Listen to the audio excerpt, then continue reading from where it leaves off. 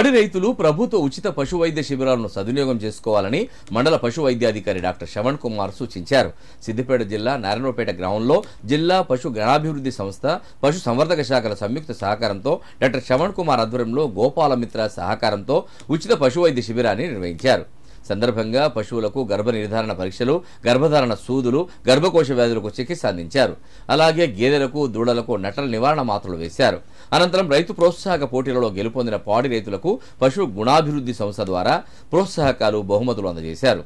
ఈ కార్యక్రమంలో గోపాలమిత్ర సూపర్వైజర్ రాజ్ కుమార్, గోపాలమిత్ర విజయ dairy chairman Narayana, ఎండి సత్తార్, గ్రామ పాడి రైతులు పాల్గొన్నారు.